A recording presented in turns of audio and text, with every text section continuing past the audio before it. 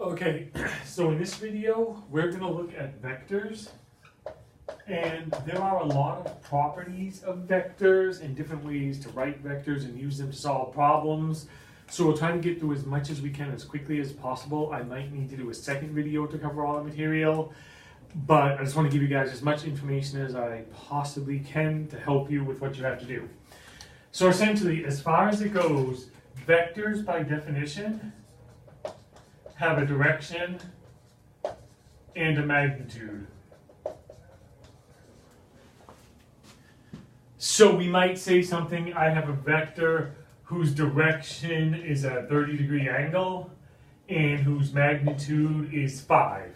You need both, then you get a vector. As far as measuring our vectors, we measure the angles, just like we've always been doing throughout the whole semester, from the horizontal. So say for this one right here, my vector, my direction is a 30-degree angle. So say right here, 30 degrees from the horizontal. And my magnitude is 5, which just means the length of that is 5. And there's my vector right there. A lot of the terminology is similar or maybe slightly different than what we're used to when we talk about a vector. We have an initial point and a terminal point when we start and when we end. Just like when we had angles, we had initial sides and terminal sides, same principle here. When we did our angles before, we could draw our angles anywhere we wanted. We generally started them at the origin just because it made sense and it made things easier. Same principle here. I have that vector with a 30-degree angle with a magnitude of 5, but I can make a vector anywhere I want. Say I have a vector right here. And suppose its angle from the horizontal is 30 degrees and its magnitude is 5. Then those two vectors are the exact same. I can take this one and move it around and put it up there, and they're the exact same. So as we're doing this, we will move our vectors around, but ultimately, generally when solving problems, we'll generally have them start at the origin, just like we do with angles. But we want to understand these things from both an algebraic and a geometric perspective, because if you can go back and forth between the algebra and the geometry, it makes you understand it and helps you understand it better. So, let's see. As far as it goes, there are multiple ways to write vectors. We'll kind of run through all of them because when you're solving problems, you have to know how to solve the problem, how the problem is written, and which form your answer has to be in. So one thing we could do is, we could say P is the point 1, 1, and Q is the point 3, 3. Then if I go to my axis, I have the point 1, 1, which we'll say is right there, and the point 3, 3 we'll say is right there. That's P, that's Q. And then I can say I have the vector PQ, like that, with an arrow. That means I have the vector starting at P and going to Q, like this. Once I have that vector, I then need to identify it by its magnitude and its direction. And how do I go about finding that? There are formulas in your book, but you don't really need them as long as you understand the trig we've been doing all semester long. Because ultimately, if I want to find the magnitude and direction, well, I can just draw a horizontal line right here, a vertical line right there. There's a right triangle. And now this angle theta right here is my direction, and the magnitude is just the hypotenuse. And we can just find that using the trig and using the Pythagorean theorem we already know. Let's see, if that's 1, 1 and that's 3, 3, this is length 2, this is length 2. So the magnitude, Pythagorean theorem, 2 squared is 4, 2 squared is 4, so c squared equals 8, so c equals root 8. And there's my magnitude. To find my direction, well, going back to what we were just doing in the last section of your book. To find this angle, I have this side and this side. That's opposite and adjacent. So tan theta equals opposite over adjacent, which is 1.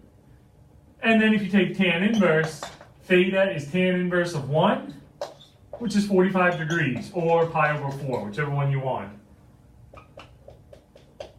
And now I have my angle. And again, the point here being, yes, we're talking about these things called vectors. There's a reason we're talking about them now, because they fit in well with all the material we know so far, and you don't necessarily need to reinvent the wheel and learn new ways to solve these problems. Rely on your knowledge of right triangle trigonometry, and you can figure out and solve a lot of these things. So let's see. One way, like I said, to write the vector is to pick 2 points and then draw an arrow, PQ, with an arrow above it, and to say your vector starts at one and goes to the other. Most of the time, we'll be drawing our vector starting at the origin, and then we can just do something like this. V is equal to the vector 2, 3. One difference your book points out, points are listed with parentheses.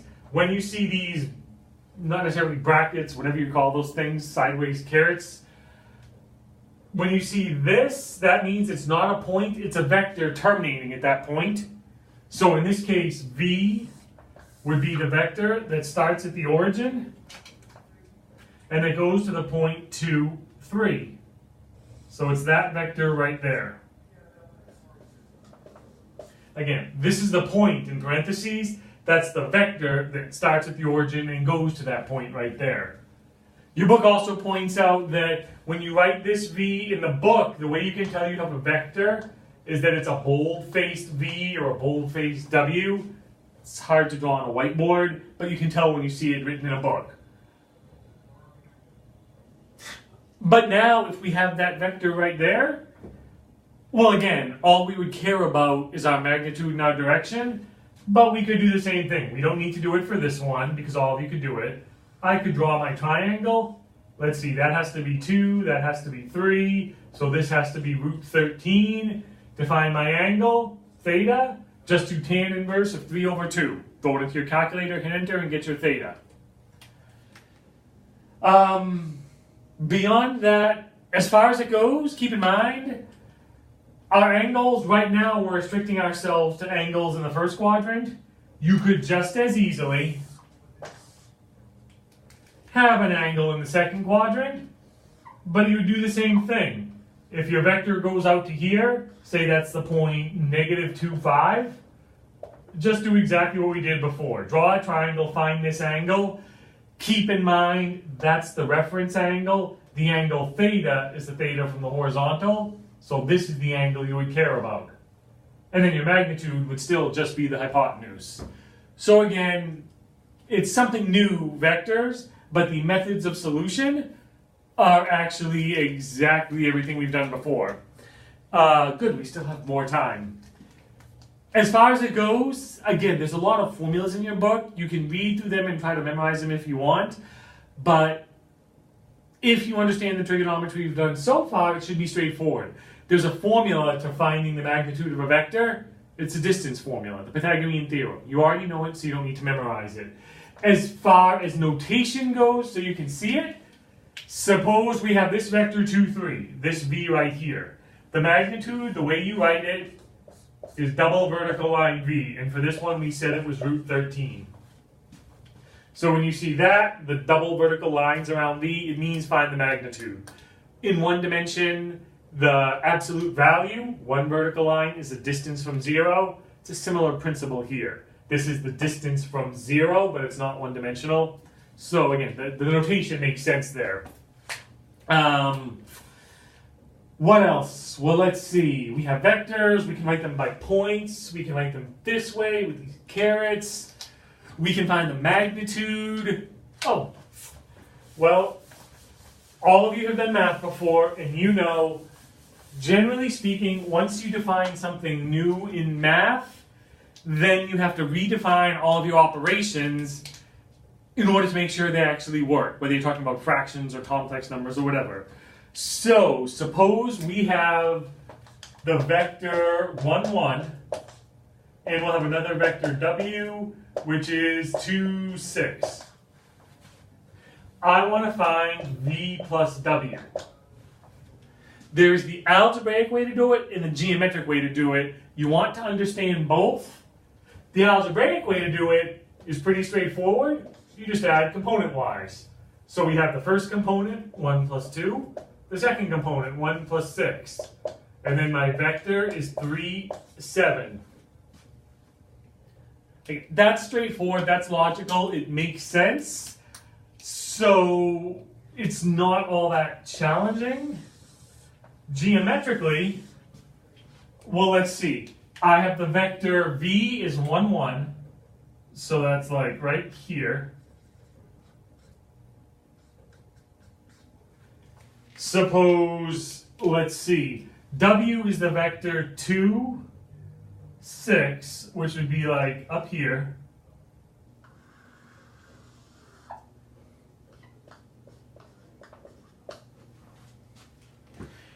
And now what I want is v plus w. And graphically, the way you do this, and we don't necessarily trust our pictures perfectly because I don't draw perfectly straight, but when you add vectors graphically, you just connect them nose to tail, meaning we're doing v plus w, so we draw v from the origin like we did. Now we take w and we stick it on the end of v. And we should end right about here at a rough point where I took this w in purple and I added it right there. By the same token, I could have taken this v and stuck it on the end of w. Like that. And you end up at this point right here. You can actually see a parallelogram going on there, which is what we're building. And then the vector v plus w, this is going to be hard to see because of the picture, but v plus w is the vector that starts at the origin and goes up to that terminal point there. Over here, algebraically, we got 3, 7, which looking at the picture makes sense. This point was 2, 6, so that point looks like 3, 7. So again, you can do it algebraically. It's straightforward and direct and pretty simple. But as we start solving applications, you want to understand geometrically what's going on. And that's all you do. Connect the vectors nose to tail, and then draw a parallelogram, and connect your points, and you get your resultant vector. Okay, we have like 2 minutes left. If addition is adding component-wise, then it should be pretty obvious what subtraction is. You just subtract component-wise. So if I did v minus w, that would just be 1 minus 2, negative 1, 1 minus 6, negative 5. And there we go. Not a big deal. Everything is component-wise. The next operation that we care about is multiplication. As it turns out, there are 2 types of multiplication. Scalar multiplication and vector multiplication, or the dot product. We're going to do both, but for right now, we're just going to focus on the scalar multiplication. We'll deal with that one later. As far as scalar multiplication goes, suppose I have the vector v equal to 2, 4. And I want to find 3v. What should I do? Well, just given what we know, if this is v and I want 3v, then logically, I should just distribute. Multiply the 3 in, and I'll get 612. Thankfully, that's what makes sense and it's what's logical, and it's exactly what we do. Multiply the scalar in. One thing I would point out, similar to our polar coordinates from before, what if I multiplied by negative 2v? Well, then I would get negative 4, negative 8. With polar coordinates, a negative radius meant we went in the opposite direction. Well, we can do the same principle here. If I multiply by a negative, this point is in the first quadrant, 2, 4. This point is in the third quadrant. I essentially took my vector and I flipped it by multiplying by a negative. So everything that we did with polar coordinates will also work here. I'm going to stop right there, and I'm going to make another video covering a few more aspects of vectors that we need to help you guys with all the work you're going to do.